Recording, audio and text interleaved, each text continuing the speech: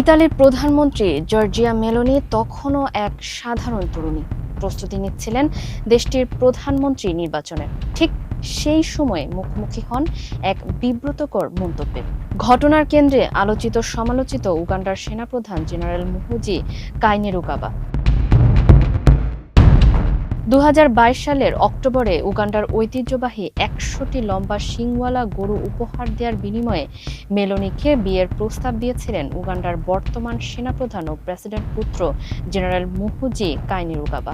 হাস্যরসে ভরা এই ঘটনায় উগান্ডায় নিযুক্ত তৎকালীন ইতালীয় রাষ্ট্রদূত মাসিমিলিয়ানো মাজান্তিকে কনেপক্ষ হিসেবে মধ্যস্থতাকারী হওয়ার অনুরোধও জানিয়েছিলেন তিনি।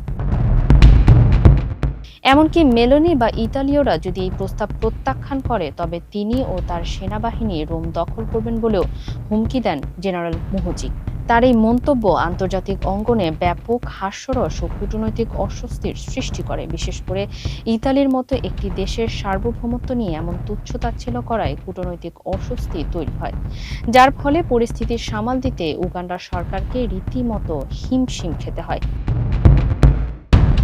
সম্প্রতি তুরস্কের কাছে $1 বিলিয়ন এবং সুন্দরী নারী দাবি করে নতুন করে আলোচনায় এসেছেন এই বিতর্কিত জেনারেল। বিভিন্ন দেশ দখল নিয়ে নানান বিতর্কিত মন্তব্য করে এই জেনারেল বরাবরই আলোচনায় থাকতে পছন্দ করেন। টুইটারে এসব বিতর্কিত মন্তব্যের জেরে এক পর্যায়ে টুইটিং জেনারেল খ্যাতি লাভ করেন।